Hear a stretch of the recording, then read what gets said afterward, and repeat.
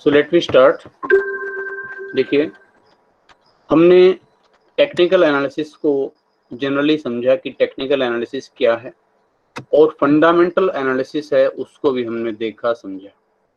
ठीक है, अब हम ये देखना चाहते हैं कि टेक्निकल एनालिसिस और फंडामेंटल एनालिसिस अगर इन दोनों का कंपैरिजन किया जाए, इन दोनों के कंपैरिजन के पॉइंट ऑफ व्यू से अगर इनको समझा जाए तो कौन सा एनालिसिस बेटर है, ठीक है, किस एनालिसिस की क्या इंपॉर्टेंस है, तो उस नजरिए से अगर हम इसको देखना चाहें, समझना चाहें, ठीक है, तो उस पर्पज से मैं इस टॉपिक को करवाने जा रहा हूं। ठीक है, हम पॉइंट ऑफ व्यू से सबसे इंपॉर्टेंट क्वेश्चन बनता है यहां से देखा जाए तो टेक्निकल एनालिसिस और फंडामेंटल एनालिसिस अगर इन दोनों को कंपैरेटिव फॉर्म में हम लोग पढ़ें तो कौन सा बेटर है, किसकी क्या इंपॉर्टेंस है। ठीक है, तो आज उस पॉइंट ऑफ व्यू से हम इस टेक्निकल एनालिसिस को पढ़ रहे हैं एक स्ट्रक्चर्ड वे में, in well mannered, in well structured way कि क्वेश्चन किस तरह के आते हैं उस हिसाब से अगर हम पढ़ते हैं तो। ठीक है, तो सबसे पहली चीज इसके मीनिंग की हम बात कर लेते हैं। वैसे मीनिंग पर हम काफी चर्चा कर चुके हैं, काफी समय लगा चुके हैं, ज्यादा अब नहीं लगाएंगे यहाँ से। तो टेक्निकल एनालिसिस क्या है, जैसे कि मैंने बताया कि इसकी जो बेसिक प्रोपोजिशन है, बेसिक जो इसकी फिलॉसफी है वो ये है कि हिस्ट्री रिपीट्स इटसेल्फ। कि अभी तक अगर मार्केट इस पैटर्न पर चलती रही है इतने सालों से, तो आगे आने वाले वर्षों में भी वो इसी तरह के पैटर्न पर चलती रहेगी। इस पर डिपेंड है, ये इस फिलॉसफी पर डिपेंड है। ठीक है, तो जहां फंडामेंटल एनालिसिस कहता है कि भैया मार्केट आने वाले समय में अपनी इंट्रिंसिक वैल्यू की तरफ जाएगी। आज शॉर्ट टर्म में मूवमेंट्स हो सकती है, शॉर्ट टर्म में मार्केट जो सिक्योरिटी है वो ओवर प्राइस या अंडर प्राइस हो सकती है, लेकिन इन लॉन्ग रन अगर आप एक लॉन्ग टर्म पर्सपेक्टिव लेकर इन्वेस्टमेंट कर रहे हैं तो लॉन्ग रन में जो शेयर्स है, शेयर का जो प्राइस है वो उसके इंट्रिंसिक वैल्यू की तरफ टेंड्स करता है, मतलब आने वाले टाइम में वो अपनी इंट्रिंसिक वैल्यू तक पहुंच जाएगा। वहीं जो टेक्निकल एनालिसिस इसके बिल्कुल कॉन्ट्रेरी चलता है। ये कहता है कि market movements follow some specific trends and patterns. कुछ ट्रेंड्स पैटर्न्स के हिसाब से मार्केट चलती है, और जो फ्यूचर प्राइस बिहेवियर है, जैसे कि मैंने पढ़ा history repeats itself, the future price behavior of stock can be predicted on the basis of past prices of shares and volume of trade। कि जितनी मात्रा में ट्रेडिंग हुई, जिस प्राइस जो प्राइस का पैटर्न रहा, अगर आप उसको ध्यान से स्टडी कर लें तो उसके बेस पर आप प्रेडिक्ट कर सकते हैं आने वाले समय में शेयर का प्राइस क्या होगा, मार्केट किस तरह से ट्रेंड करेगी।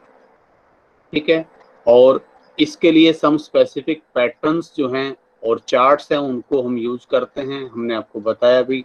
ठीक है, और आगे भी इनको स्टडी करेंगे। ठीक है, फंडामेंटल एनालिसिस हमें क्या बताता है, आपको हमने जो जनरली जब फर्स्ट डे जब हम डिस्कस कर रहे थे हमने तो आपको बताया था कि ये आपको बताता है कि कौन सी सिक्योरिटी बेहतर है, क्योंकि ये सिक्योरिटी को एनालाइज करता है कि इकोनॉमिक एनालिसिस किया, उससे इंडस्ट्री एनालिसिस किया, उसके बाद फिर इंडस्ट्री में से जो आपने कंपनी को सेलेक्ट किया उस कंपनी में आपको इन्वेस्ट करना है, लेकिन इन्वेस्ट करना कब चाहिए। ठीक है, तो ये दोनों फंडामेंटल एनालिसिस जो एक तरह से कह लीजिए कि बात करता है कि कौन सी सिक्योरिटी हमारे लिए बेहतर है, वहीं टेक्निकल एनालिसिस कहता है कि कौन सा समय बेहतर है। ठीक है, what is the right time to bye और सेल द सिक्योरिटीज। यानी कि यहीं से ये बात क्लियर हो रही है कि ये दोनों एक दूसरे के कॉन्ट्ररी नहीं हैं, ये दोनों एक दूसरे से म्यूचुअली एक्सक्लूसिव नहीं हैं। म्यूचुअली एक्सक्लूसिव का मतलब जब एक ले रहे हो तो दूसरे की आवश्यकता ना हो, बल्कि ऐसा नहीं है, दोनों एक दूसरे के कॉम्प्लीमेंट्री है, कॉम्प्लीमेंट्री टू ईच अदर। ठीक है, क्योंकि दोनों का ही यूज किया जाना चाहिए। अब जो इसमें सबसे इंपॉर्टेंट क्वेश्चन बनता है, मैं एक बार डिस्कस भी कर चुका हूं वैसे आप लोगों के साथ, बट चलिए इंपॉर्टेंट टॉपिक है इसलिए मैं आज दोबारा इस पर समय दे रहा हूं कि difference between fundamental analysis and technical analysis, कि इन दोनों तरह के एनालिसिस में क्या डिफरेंस है, अगर हम इनको डिफरेंस करें, इसमें डिफरेंस करना चाहें तो।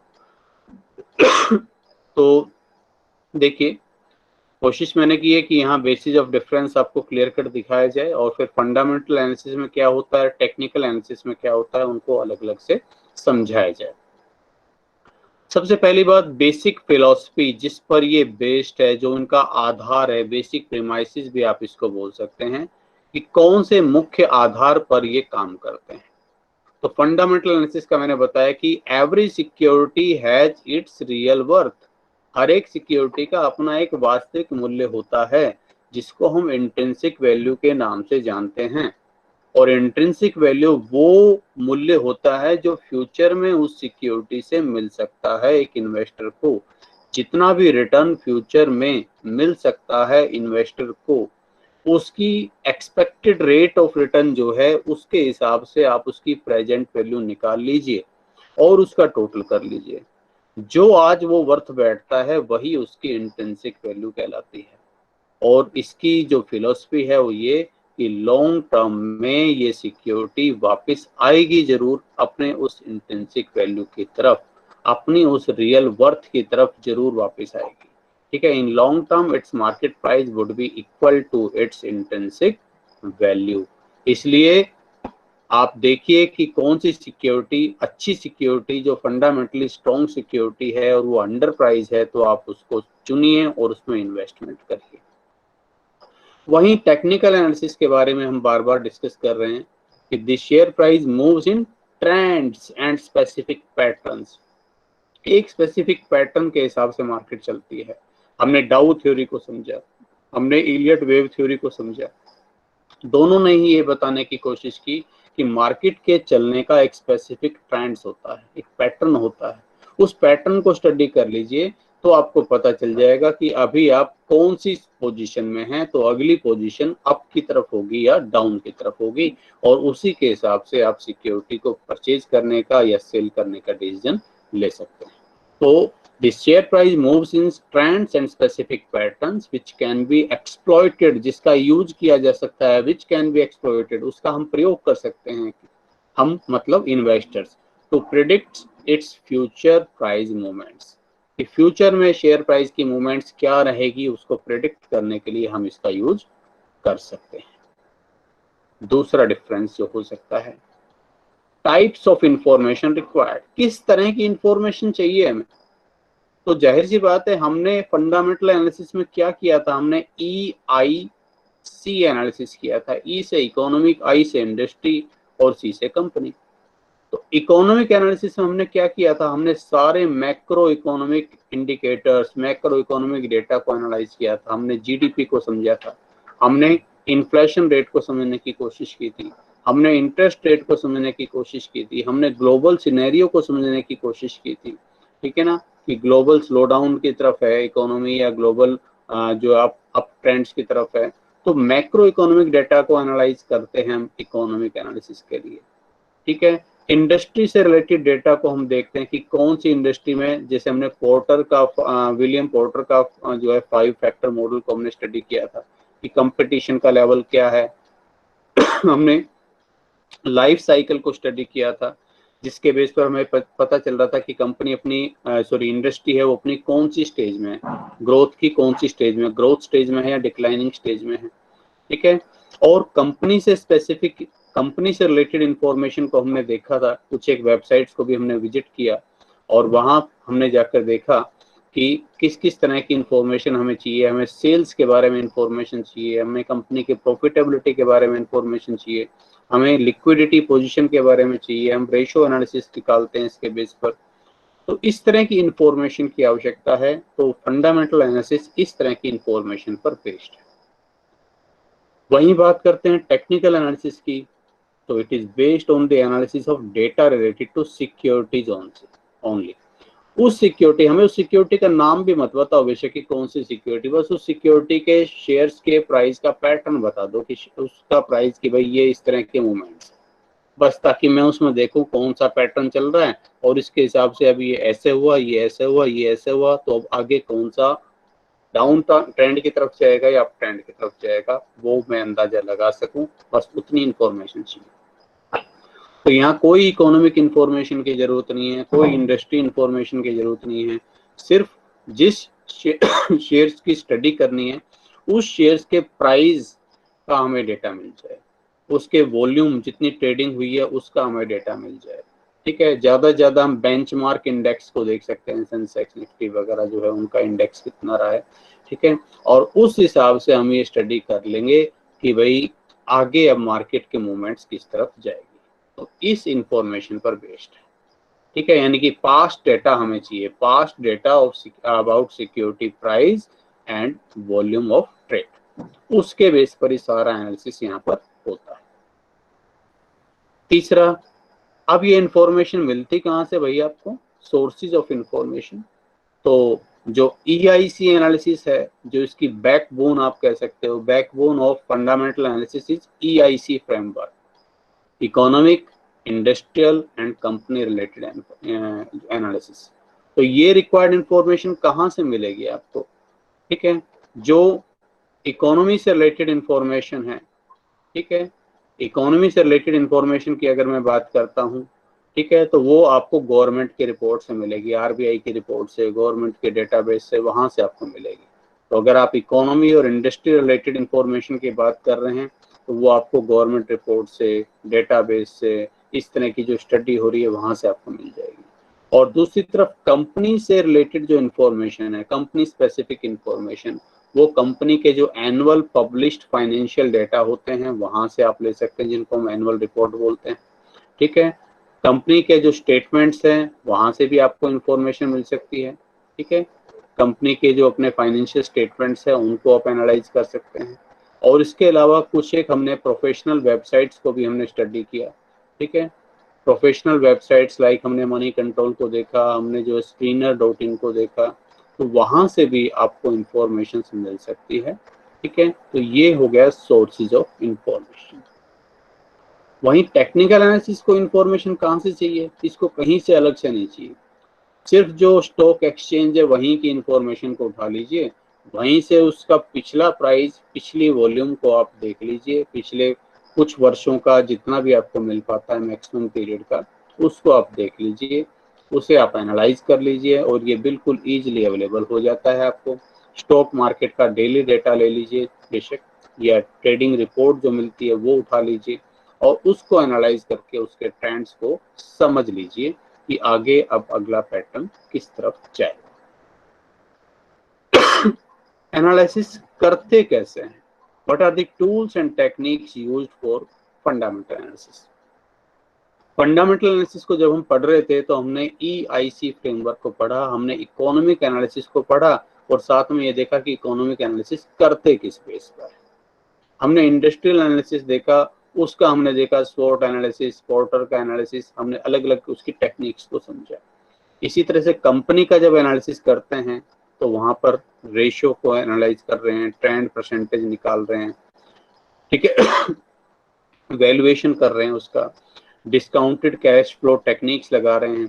ठीक है, इकोनोमेट्रिक मॉडलिंग, इकोनोमेट्रिक होता है लाइक जैसे रिग्रेशन, ठीक है, जहां एक वेरिएबल डिपेंडेंट होता है और दूसरा इंडिपेंडेंट, और इंडिपेंडेंट के बेस पर डिपेंडेंट वेरिएबल को हम लोग एस्टिमेट करते हैं।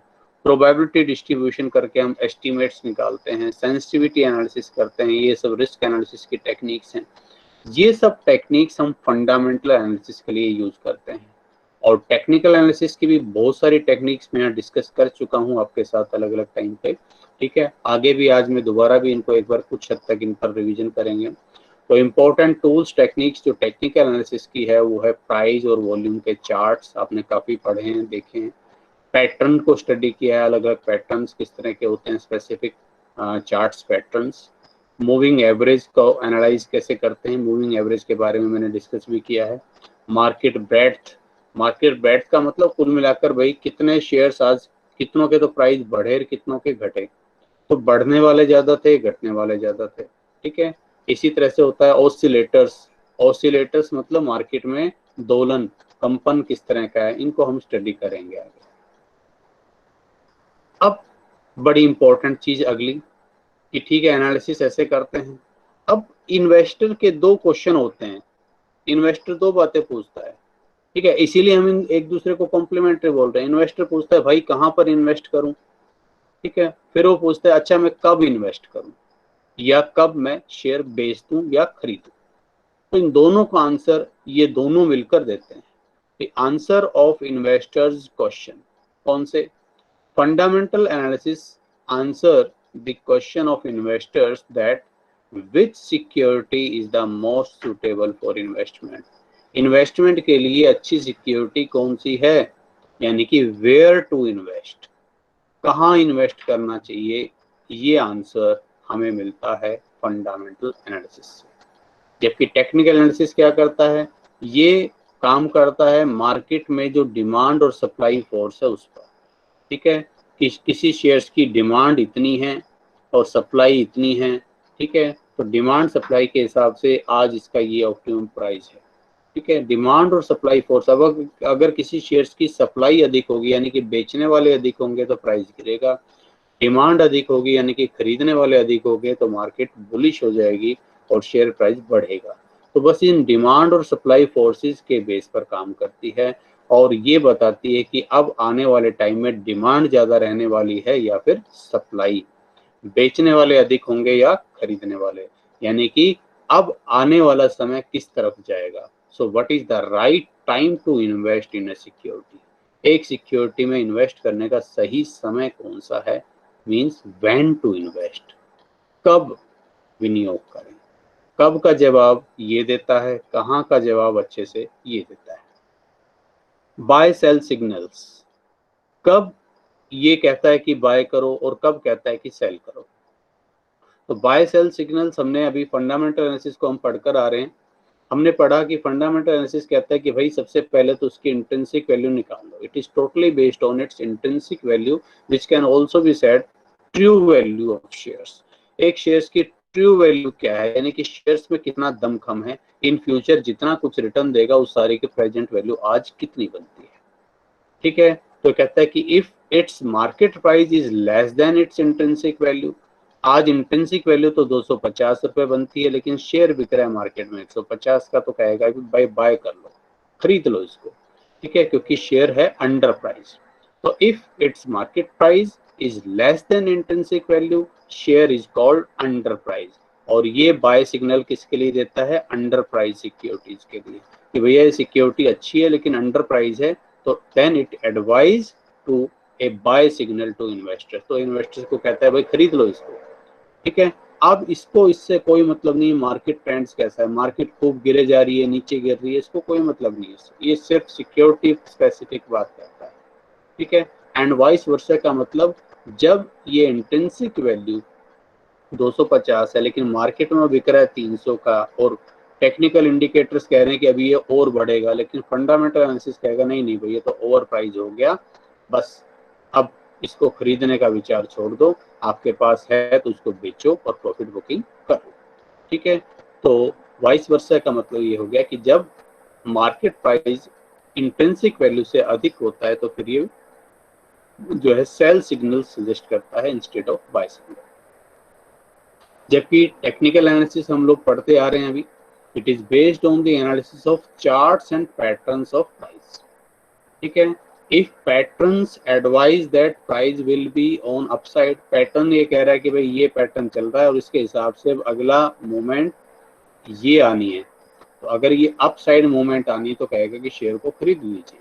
ठीक है, तो if patterns advise that price will be on upside in coming period, यानी कि बुलिश ट्रेंड आने वाला है, then it will advise buy signal for the security without considering intrinsic value. इसको कोई मतलब नहीं है कि सिक्योरिटी कौन सी है, इवन ये इस चीज पे भी बोदर नहीं करता कि सिक्योरिटी वो कंपनी करती क्या है, उस कंपनी का बिजनेस क्या है, मुझे कोई मतलब नहीं, मुझे सिर्फ उसका पिछले प्राइस पैटर्न देखना है, उसके बेस पर ही मैं स्टडी करूंगा।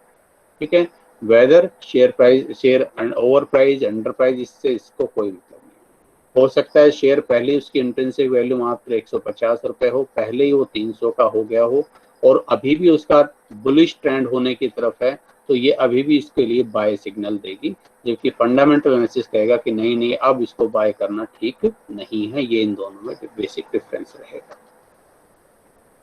टाइम होरिजन की बात कर लेते हैं। तो जाहिर सी बात है, हमने आपको शुरू में ही बताया था कि fundamental analysis long term time horizon की बात करता है। ये कहता है कि भाई आज नहीं तो कल, कुछ टाइम तो भाई ऐसा हो सकता है कि शेयर अपनी जो ये इंट्रिंसिक वैल्यू है, तो शेयर इससे ऊपर के प्राइस पर ट्रेड हो रहा हो या इससे नीचे के प्राइस पर ट्रेड हो रहा हो, लेकिन ये फ्लक्चुएशन शॉर्ट टर्म के लिए। इन लॉन्ग रन अगर शेयर प्राइस यहाँ है तो भी यहाँ मूव करेगा, और अगर यहाँ है तो भी ये इधर मूव करेगा। तो share price always tends towards it's intrinsic value. Share price tends towards it's intrinsic value in long run. आने वाले समय में लॉन्ग टाइम में तो ये ऐसा ही होगा। इसलिए जो इन्वेस्टमेंट डिसीजन है फंडामेंटल एनालिसिस का, वो हमेशा लॉन्ग टर्म टाइम होरिजन को लेकर चलता है। क्योंकि हो सकता है शॉर्ट टर्म में तो मार्केट गिरावट की तरफ हो, तो ये गिरा हुआ है ऑलरेडी और नीचे आ जाए, ये बढ़ा हुआ है हो सकता है और ऊपर चढ़ जाए। लेकिन लॉन्ग रन में क्या होगा, लॉन्ग रन में ये बताता है फंडामेंटल एनालिसिस, तो ये लॉन्ग टर्म टाइम होरिजन को फोकस करता है। जबकि technical analysis short term time horizon को देखता है कि अभी आने वाले समय में अगला ट्रेंड क्या होगा। So it emphasise to predict the share price in coming future.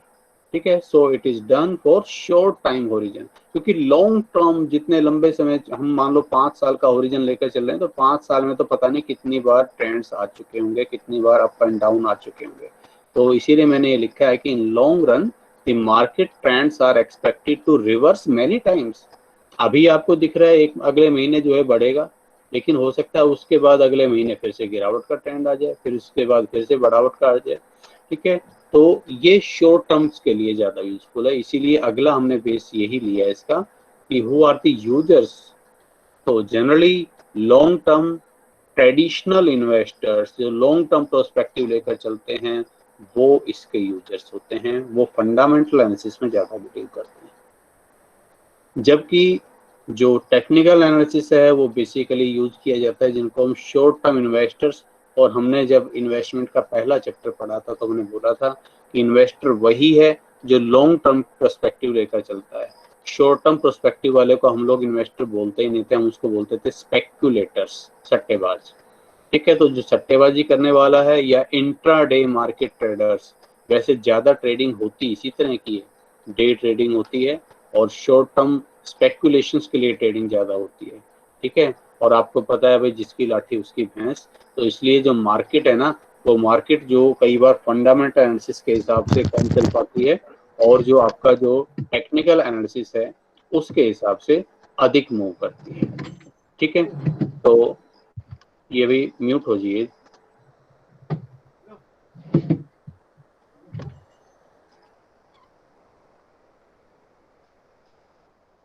तो मार्केट जैसे कि मैंने बताया कि फंडामेंटल एनालिसिस के हिसाब से कम चल पाती है, टेक्निकल एनालिसिस के हिसाब से कई बार अधिक चलती है। ठीक है, और उसके पीछे रीजन क्या है, रीजन मैंने आपको बता दिया कि ज्यादा मात्रा में ट्रेडिंग होती ही इस तरह की है।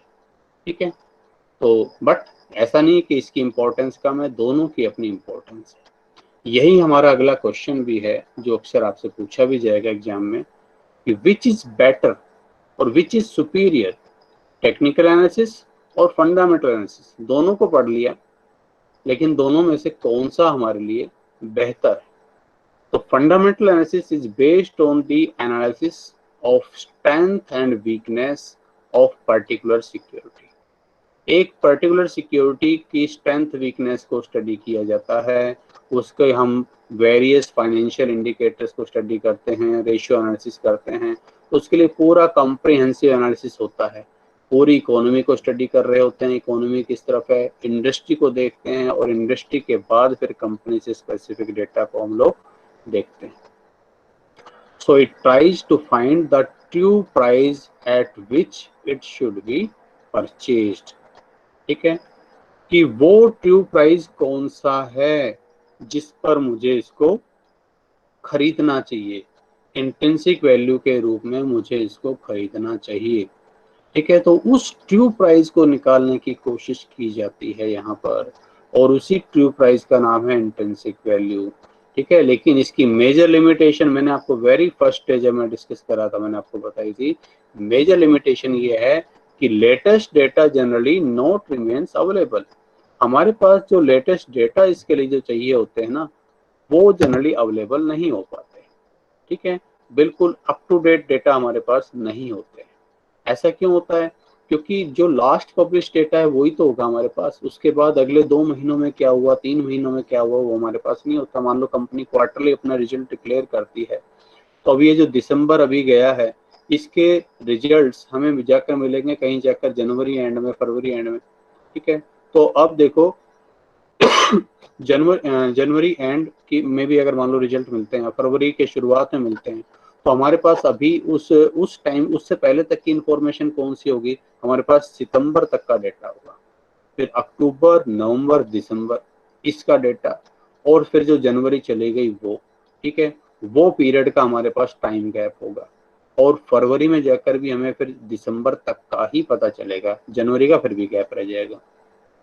So it is based on the information of last published financial statements, which may be about 2 to 3 months old, and sometimes it is not suitable to take correct investment decision. क्योंकि कई बार 2 या 3 महीने काफी सफिशिएंट हो जाते हैं, उस period में कंपनी की मैनेजमेंट चेंज हो गई हो या कोई और उसमें बड़ा चेंज आ गया हो, तो उससे बहुत ज्यादा फर्क पड़ जाता है, ठीक है, उसकी एफिशिएंसी पर। टेक्निकल एनालिसिस दूसरी तरफ क्या है, is helpful to overcome these shortcomings. Technical analysis इस कमी को दूर कर देता है फंडामेंटल एनालिसिस की, ठीक है। क्यों? क्योंकि it is able to capitalise all the securities related price sensitive information.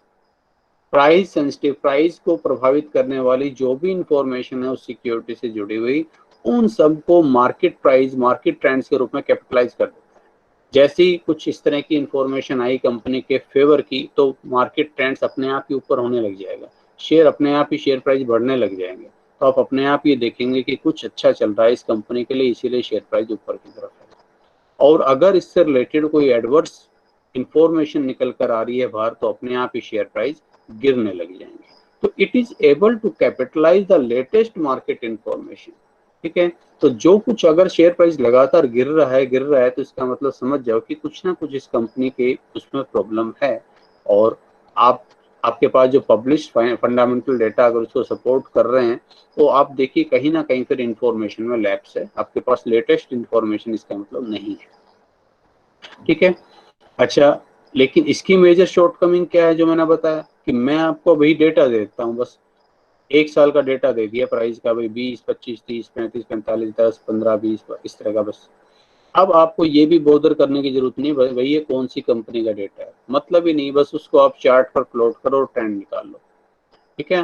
तो आप even it does not even bother to know what is the name of the company, company का नाम भी बताऊं या ना बताऊं, ठीक है, वो कंपनी क्या बिजनेस करती है, अब आने वाले समय में उस बिजनेस पर क्या इम्पैक्ट पड़ेगा, कैसा रहेगा उसके लिए समय, आप इस तरफ ध्यान ही नहीं देते, क्योंकि आपको जरूरत ही नहीं है देखने की, आप सिर्फ प्राइस डेटा के बेस पर चार्ट लिया और ट्रेंड्स निकाल दिया, ठीक है। What is the prospective of business in future, ठीक है, are the shares already traded eight over price, क्या ये शेयर्स पहले से ओवर प्राइस तो नहीं हो चुके, इन सब की तरफ ये ध्यान नहीं देता। तो दोनों में अगर आप किसी एक पर डिपेंड रहेंगे तो गड़बड़ होगी ही होगी, इसलिए अभी ये लास्ट में इसकी समराइज है। So in this way we can say that technical analysis and fundamental analysis are not mutually exclusive or contradictory to each other, rather these are complementary to each other, एक दूसरे के complementary है।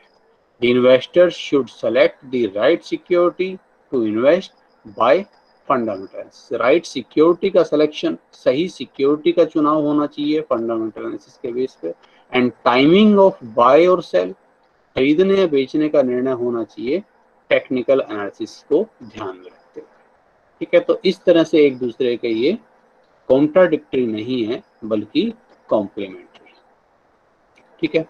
तो ये हमने देखा। अब जो कुछ बचता है वो ये कि what are the important tools and techniques for technical analysis, कौन कौन से टूल्स टेक्निक्स यूज होते हैं टेक्निकल एनालिसिस के, या हम ये भी कह सकते हैं analysis of technical indicators and chart patterns, कौन कौन से चार्ट पैटर्न्स हैं, कौन कौन से इसके टूल्स हैं जिनका हम यूज करते हैं। तो उनमें से कुछ एक को हम स्टडी कर चुके हैं, कुछ एक को हम करेंगे।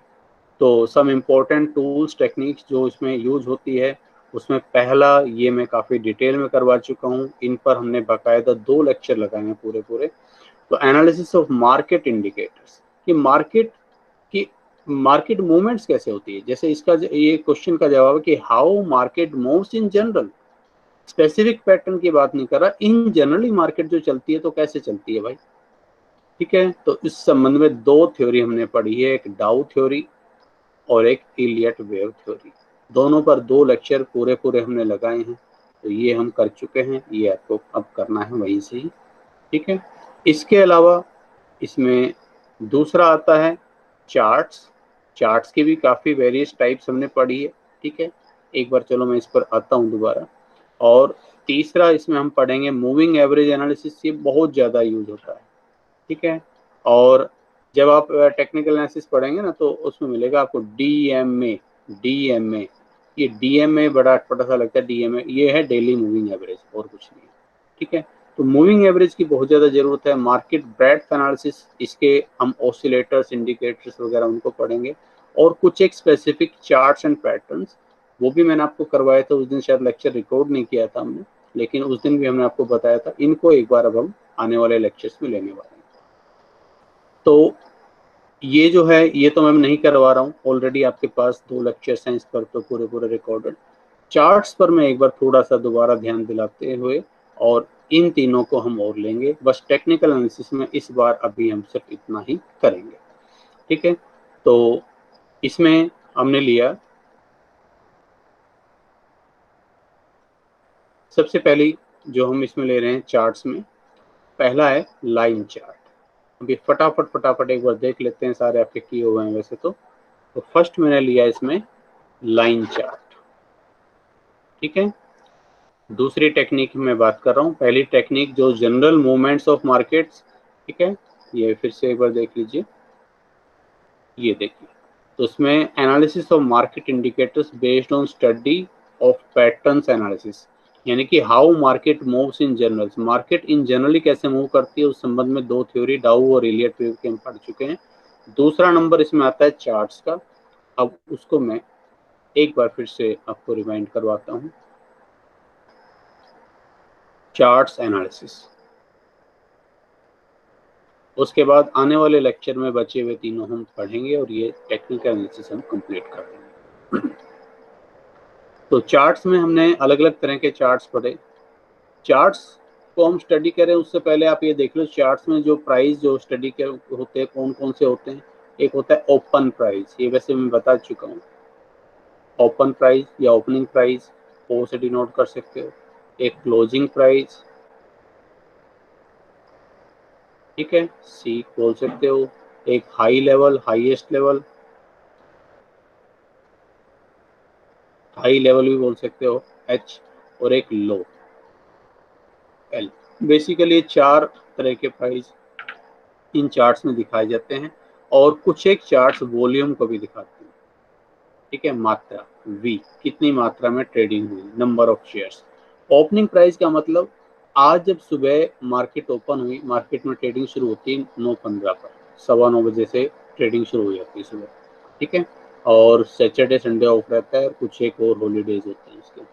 तो ओपनिंग प्राइस मतलब शुरू में सुबह पहली ट्रेडिंग आज कितने पर हुई, ठीक है, कितने पर ओपन हुआ, उसे ओपन प्राइस बोलते हैं।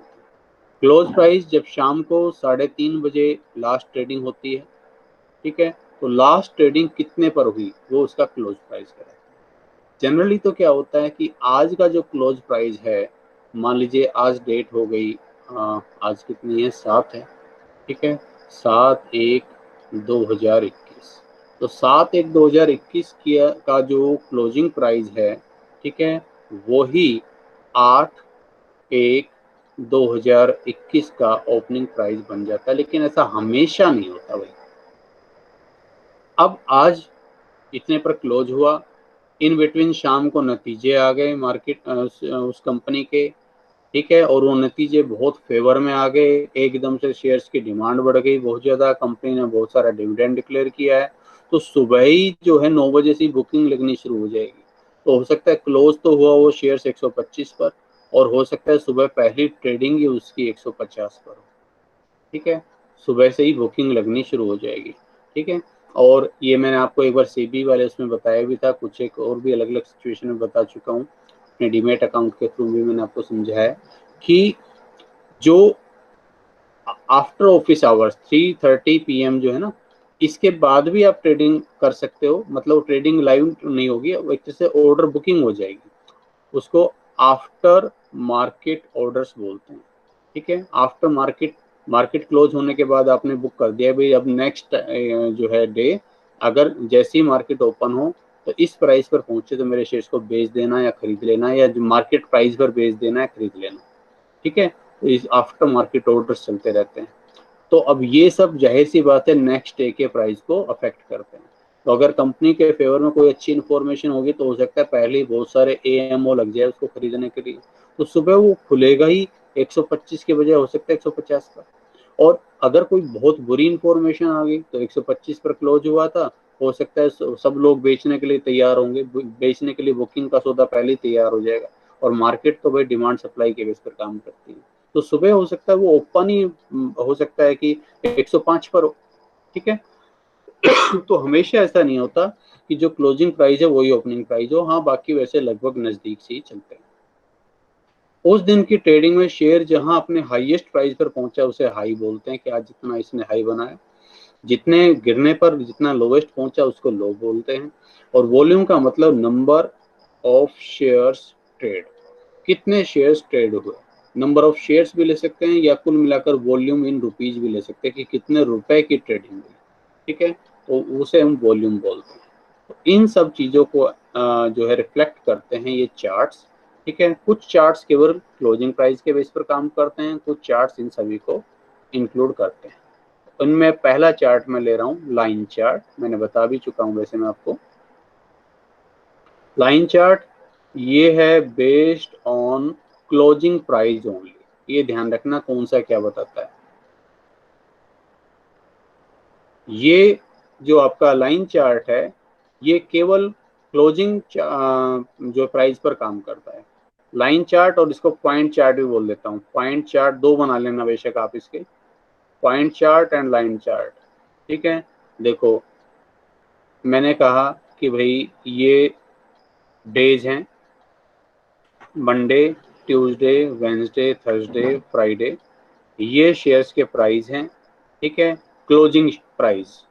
ठीक है, शेयर की लास्ट ट्रेडिंग मंडे को हुई 30 रुपए पर, ट्यूसडे को 35 रुपए पर, वेंसडे को 25 रुपए पर, लास्ट थर्सडे को जो है मान लीजिए 20 रुपए पर, फ्राइडे को फिर मान लीजिए 35 रुपीज पर।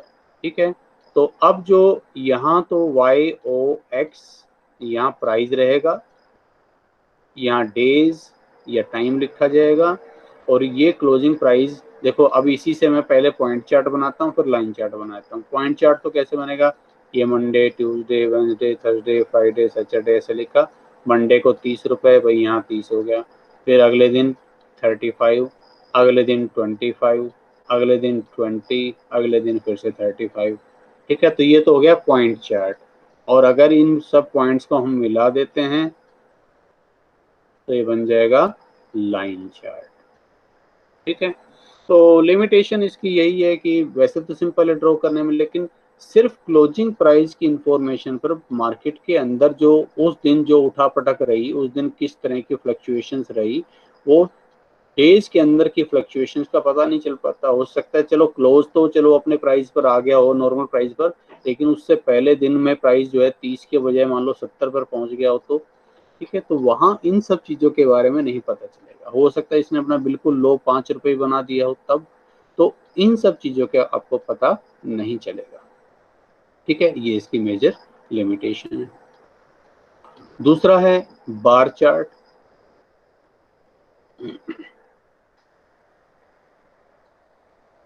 ये बार चार्ट होता है। ठीक है, बार चार्ट में बार मतलब लाइन है, तो यहाँ क्या करते हैं, बार चार्ट जनरली तीन चीजें दिखाता है। ठीक है, एक तो दिखाता है ये आपके क्लोजिंग प्राइस को,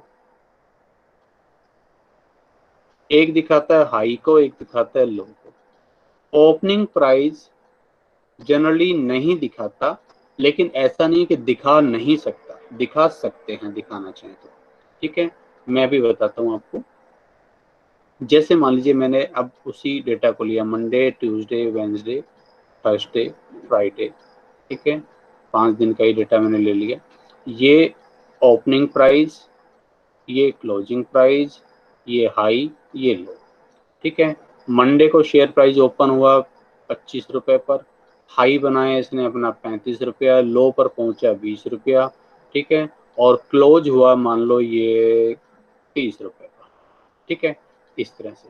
अब जनरली होता क्या है, मैंने आपको बताया कि ये जो क्लोजिंग प्राइस होगा यही ट्यूसडे के लिए जनरली ओपन प्राइस बन जाता है। इन जनरल मैं फिर से बोल रहा हूँ, ठीक है, 30 पर ओपन हुआ हाई मान लीजिए इसने बनाया अपना 40 रुपए सपोज, ठीक है, लो पर पहुंचा ये 25 रुपए पर, और ये क्लोज हुआ मान लो 35 कर देता हूँ, 35 rupees per, and so on. तो अब इनको आप किस तरह से दिखाएंगे, देखिए इनको अगर मैं चार्ट्स के रूप में दिखाना चाहूँ तो कैसे दिखाएंगे, बार चार्ट पे। आप इमेजिन, जब अगर चार्ट्स पर क्वेश्चन आए तो आपको इमेजिनरी एग्जांपल से बताना जरूर चाहिए, ठीक है, एक्सप्लेन जरूर करना चाहिए। तो y o x, यहाँ पर वही टाइम रहेगा, जैसे डे है तो डेज रहेंगे, यहाँ पर आपके प्राइस रहेंगे। अब मंडे का प्राइस कैसे दिखाएंगे, देखो एक लाइन खींच देंगे, ये लाइन, ठीक है। अब मंडे को मैंने कहा कि भाई हाई कितना 35, लो कितना 20, ठीक है, ये मान लो 20 रुपए है यहाँ, हाई ये मान लो 35 रुपए है। तो ये ऊपर वाली लाइन है ये दिखा रही है ये हाईएस्ट प्राइस, ये लोएस्ट प्राइस, और फिर क्लोज कितने पर हुआ, क्लोज हुआ 30 पर, वहां लग जाएगा कट, ये 30, ठीक है, ये हाई, ये लो, ये क्लोज। इसी तरह से अगले दिन हाई पहुंचा है, वो शायद 40 लिखा था, मैंने ध्यान नहीं कितना लिखा था, ठीक है, और लो मान लीजिए 30 रुपए पर पहुंचा था, ठीक है, और जहां मैंने कट लगा दिया ये 35 रुपए, ये क्लोजिंग प्राइस, ठीक है। ओपनिंग प्राइस यहाँ इसलिए नहीं दिखाते, जनरली मैंने बताया कि ओपनिंग प्राइस मान लेते हैं कि जो कल का क्लोजिंग प्राइस था वो ही यहाँ पर ओपनिंग प्राइस होगा। तो जनरली तो ये ऐसे चलता है, अभी यूँ चलता रहेगा, जहाँ कट लग गया वो क्लोजिंग प्राइस, ये हाई और ये लो, ठीक है, हाई लो क्लोजिंग, ठीक है, हाई लो क्लोजिंग, ऐसे चलता रहेगा। लेकिन अगर आप दिखाना चाहे ओपनिंग प्राइस तो मना ही नहीं, कोई नहीं है, इसी बार पर आप दिखा दो, ठीक है। ये भाई मैं कहता हूँ भाई मैं तो ओपनिंग प्राइस भी दिखाऊंगा 25 रुपए, यहाँ 30 रुपए मुझे दिखाना है, दिखा सकते हो भाई, अलग मार्क यूज कर लो इसके लिए कोई। भाई मैंने कहा भाई यहाँ ओपन हुआ था भाई, ये लीजिए ये क्रॉस, ठीक है। अच्छा अगले दिन भाई यहाँ ओपन हुआ था, मैंने कहा चलो भाई ये क्रॉस लगा दिया। फिर आपको बताना पड़ेगा ये जो क्रॉस वाला है ये बता रहा है ओपनिंग प्राइस को, और ये बता रहा है क्लोजिंग प्राइस को, बाकी तो हाई लो है ही, ठीक है। तो यहाँ फिर इसमें ओपनिंग, क्लोजिंग, हाई, लो, ओपनिंग, क्लोजिंग, ठीक है, ओपनिंग, क्लोजिंग, हाई, लो। तो इस तरह से आप इसको दिखा पाएंगे, ठीक है।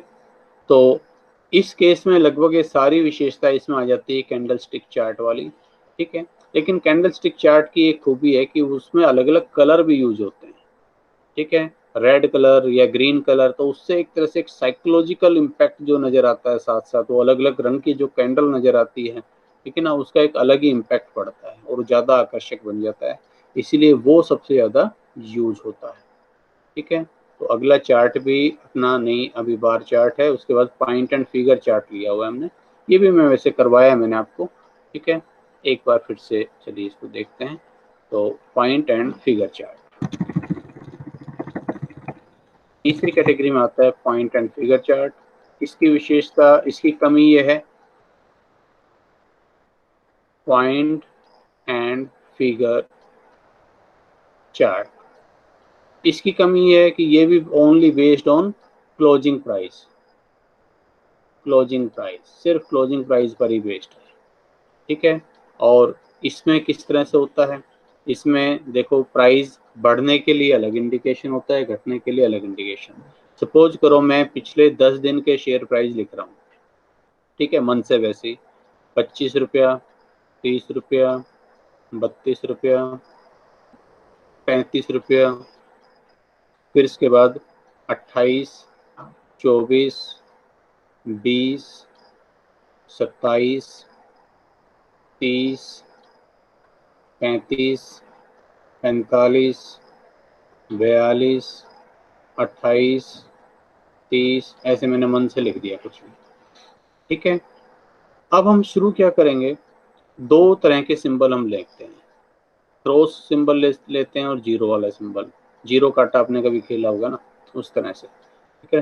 तो आप क्या करें, जब जब तक पैटर्न चेंज ना हो तब तक आप एक ही लाइन में चलो, मतलब ऐसे करो, देखो YOX, यहाँ मैंने शेयर प्राइस लिख दिए, चलो मैं शुरू कर देता हूँ इनको 20 से शुरू कर देता हूँ, ठीक है। 20, 21, 22, 23, 24, 25, 26, 27, 28, नहीं ऐसे तो काम नहीं चलेगा, दो दो का इंटरवल ले लेता हूँ। 45 तक लिया हुआ मैंने, इसको मैं कर देता हूँ 40, इसको कर देता हूँ भाई 39, ठीक है।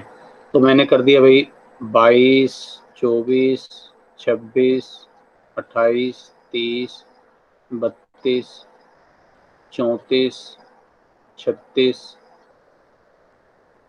38 और 40। आप चाहें तो अलग अलग कलर भी यूज कर सकते हैं इन दोनों के लिए, ठीक है। बढ़ने वाले को इस क्रॉस में ग्रीन से, और घटने वाले को इससे, जीरो से, ठीक है।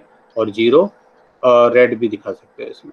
अब देखो जैसे आपने यहाँ दिखाया, अब यहाँ डेज नहीं लिखे जाएंगे भाई, यहाँ डेज नहीं आएगा, यहाँ सिर्फ आएगा कि एक तरह का सिंबल जब तक चल रहा है। 25 से शुरू हुआ, ठीक है, 25, ये है भाई अपना 25 यहाँ, ठीक है। अब ध्यान से देखना, 25, 30 बढ़ा है, ठीक है, 30, फिर 32, ठीक है जी 32, फिर 35, ये भी अभी यहीं पे इसी में आएगा 35, ठीक है। इसके बाद गिर गया, ठीक है। अब ये कॉलम चेंज हो जाएगा, column will be change as the pattern change. तो 28, 28 हो गया, तो आप चाहो तो कलर भी चेंज कर सकते हो, ये हो गया भाई 28। अब जब तक गिरता रहेगा तब तक हम इसी में चलेंगे, 24, 20, अब फिर बढ़ना शुरू हो गया 27, तो भाई लाइन बदल लो, 27, 30, ठीक है, समझ रहे हो, 35, 40, ऐसे चलता रहेगा ये, ठीक है। 40 के बाद कितना है भाई, ये 39, फिर से ट्रेंड बदल गया भाई, 39, फिर 28 और गिर गया 28, फिर बढ़ गया 30, तो 30 हो गया, तो भाई फिर आ गया ये 30 यहाँ, ठीक है। इस तरह से ये पॉइंट एंड फिगर चार्ट बनाया जाता है। इसको भी आप विद एग्जांपल क्लियर करोगे ज़्यादा अच्छा है, समझना आसान है, ठीक है। एक्चुअल फिगर को बताता है लेकिन सिर्फ क्लोजिंग प्राइस पर बेस्ड है, ठीक है। ये बताता है कि मार्केट में जो डेप्थ है, गहराई है बढ़ने की तरफ, ये देखो इतना बढ़ता है और उसके बाद फिर इतनी गिरावट है, उस डेप्थ को अच्छे से दिखा पा रहा है। लेकिन फिर भी काफ़ी सारी लिमिटेशंस है इसकी, कि ओपनिंग प्राइस की तरफ ध्यान नहीं है, हाई लो का भी नहीं पता है, ठीक है, डे वाइज पैटर्न क्या है वो भी नहीं पता चल रहा है, ठीक है। तो ये इसकी कुछ लिमिटेशंस है, ठीक। अगला जो चार्ट हमने डिस्कस किया हुआ है, ठीक है, वो है अपना कौन सा वाला, that is candle stick chart, ठीक है। तो उसके बारे में हमने काफ़ी वैसे डिस्कस किया हुआ है, तो आपको आना चाहिए वो अच्छे से। तो इसके बाद चौथा हम ले रहे हैं कैंडल स्टिक चार्ट, ठीक है। ये जापानीज लोगों की देन है,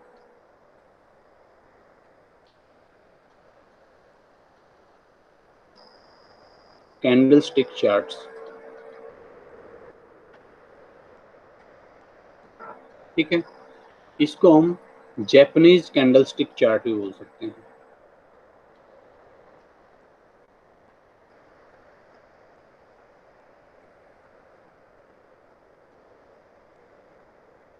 जापानीज कैंडल स्टिक चार्ट्स, ठीक है। एक्चुअली ये 18th सेंचुरी में शुरू किए गए थे। बाकी वैसे तो खैर बहुत सारे इसमें जो है विरोधाभास भी हैं, बट जो ज़्यादा जो लोग मानते हैं कि एक हुमा नाम का जापानीज ट्रेडर था,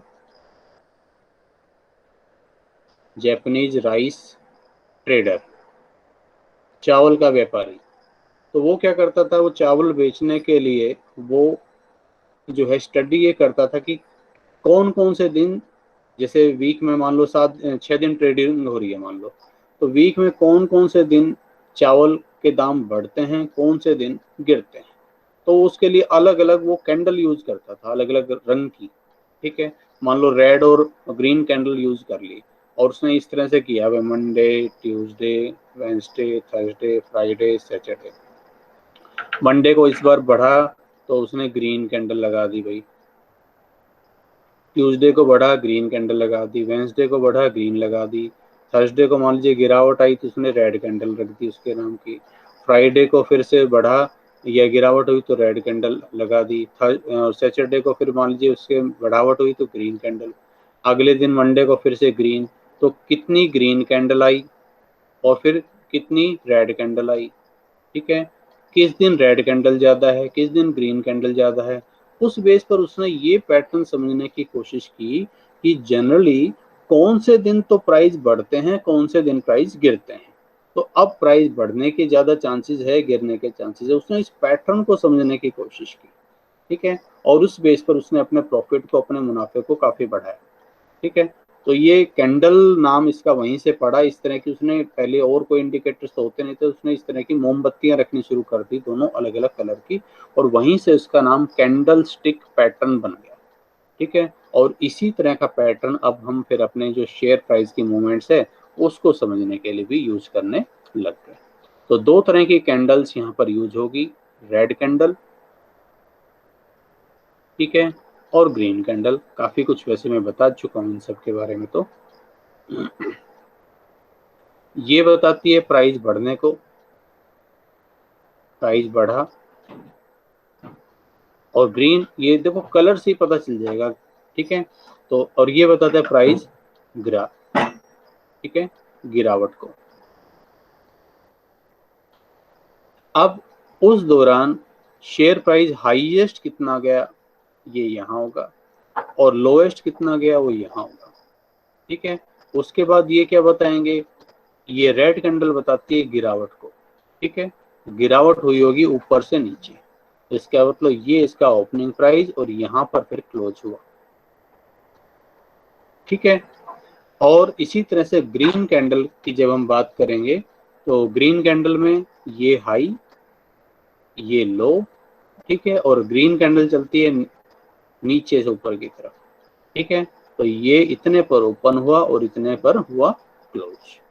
ठीक है, और ये कैंडल जब बहुत कई बार इस तरह की बन जाती है ऐसी, तो इनको हैमर्स बोलने लग जाते हैं। उस पर मैंने आपसे डिस्कस किया भी है। ठीक है, एक बार और जो हम स्पेसिफिक चार्ट पैटर्न जो 5वीं हेडिंग है वहां पर एक बार इनको दोबारा से स्टडी करेंगे। ठीक है, तो ये जो कैंडल का जो साइज है, ठीक है, ये हमें बताता है क्लोजिंग और ओपनिंग के बीच में कितना फर्क रहा। ये जितना लंबी कैंडल बनती है, बहुत लंबी बन रही है तो बताती है इतना ज्यादा डेविएशन, इतनी ज्यादा फ्लक्चुएशन। जितनी लंबी कैंडल होगी उतनी ज्यादा फ्लक्चुएशंस को बताएगी कि उस पीरियड में उतनी ज्यादा फ्लक्चुएशंस हुई। एक कैंडल इतनी सी बन जाए बस, भाई इस रेंज के अंदर रहा प्राइस, ये हाई रहा, ये लो रहा। ठीक है, और ये भाई ओपनिंग था और ये क्लोजिंग रहा। ठीक है, लेकिन एक कैंडल हो लंबी इस तरह की तो बताता है कि इसमें इस दौरान काफी ज्यादा मूवमेंट्स हुई है। ठीक है, तो ये कैंडलस्टिक पैटर्न्स है काफ़ी सारा, इसमें मैं बता चुका हूँ तो मुझे नहीं लगता कि मुझे बताने की ज़रूरत है इसमें दोबारा। ठीक है, और इसको भी आप, मैं कहूँगा कि विद एग्जांपल आप दिखाइए। ठीक है, आपको ये बताना चाहिए। जैसे मैं 2 या 3 कैंडल से चलो बताने की कोशिश करता हूँ। मैंने लिया मान लीजिए Monday, Tuesday, Wednesday, Thursday, opening price, closing price, high, low. Monday का opening price 20, closing price 30, high रहा 40 और लो रहा मान लो 10। ठीक है, ट्यूसडे का मान लीजिए मैंने कहा ओपनिंग प्राइस रहा चलो यहाँ से कर लेता हूँ 30, ठीक है। और क्लोजिंग प्राइस रहा मान लो 35, हाई गया मान लो ये भी 40 और लो रहा मान लीजिए 15। वेंसडे का मान लीजिए ओपन प्राइस रहा 35 कर लेता हूँ, चलो 35, ठीक है। क्लोजिंग प्राइस रहा इसका मान लो 20 रुपया, हाई रहा मान लो 40 और लो रहा मान लो 10, ठीक है। तो अब इनका आपको चार्ट बना के दिखाना चाहिए, ठीक है। कैसे दिखाएंगे, यहाँ ग्रीन नहीं यूज करना चाहिए, यहाँ आपको ब्लैक यूज करना चाहिए वैसे, क्योंकि ग्रीन और रेड तो फिर कलर ही अलग हो जाएंगे। ये इस वाले में YOX, हाँ कैंडल बनाने के लिए ग्रीन और रेड यूज करें। अब ये मंडे, ट्यूसडे और वेंसडे, इसमें 3 दिन की कैंडल बना रहा हूँ, ठीक है। तो मंडे वाली तो बढ़ी है, 20 पर ओपन, 20, 30, 40, 10, ठीक है। यहाँ मैं कर देता हूँ इसमें 10, 20, 30, 40, 50, ठीक है। 10, 20, 30, 40, 50 कैसे बनाएंगे भाई? पहली बात तो ये बढ़ा है इसलिए कैंडल आएगी ग्रीन, 20 से 30 होकर बंद हुआ है ना। क्लोजिंग प्राइस जब ओपनिंग प्राइस से अधिक है तो ग्रीन कैंडल आएगी। तो 40 हाई और 10 लो। पहले तो 20 और 30 को दिखाओ, ठीक है। ग्रीन कैंडल 30 पर क्लोज, 20 पर ओपन था, ठीक है। और 10 नीचे और 40 ऊपर, ये बन गया मंडे की कैंडल, ठीक है। ट्यूसडे की कैंडल 30, 35, 40 और 15, ठीक है। 30, 35, ये भी बढ़ा है, ठीक है। 30, यहाँ 35 हो गया, 40 और ये 15, ऐसे, ठीक है। और अगले दिन है गिरावट, अगले दिन देखो 35 से 20 हो गया, ठीक है। 35, 20 रेड कैंडल यूज करेंगे, 35 यहाँ, 20, ठीक है। 35, 20 और हाई लो कितना रहा है? 40 और 10, 40 और ये 10, ठीक है। इस तरह से आपको कैंडलस्टिक पैटर्न दिखाना होता है। और लास्ट इसमें जो आता है that is called price and volume chart. उसमें क्या होगा, उसमें साथ साथ हम वॉल्यूम और दिखा देंगे, ठीक है। प्राइस एंड वॉल्यूम चार्ट, ठीक है। तो वॉल्यूम कितनी मात्रा में, कितनी जो है नंबर ऑफ शेयर ट्रेड, ये हम इसमें और दिखा दें। इसको हम इसी में ही दिखा सकते हैं। यहाँ पर मैं इसी को वॉल्यूम चार्ट और बना देता हूँ। तो उसमें मैंने लिख दिया वॉल्यूम, वॉल्यूम का मतलब कितनी सिक्योरिटीज ट्रेड हुई, ठीक है।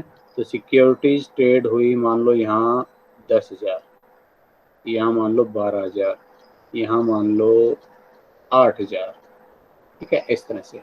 तो अब आपको क्या करना है भाई, इस चार्ट में इस तरफ तो देखो आप दिखा रहे थे अपना ये शेयर प्राइस, यहाँ तो शेयर प्राइस था।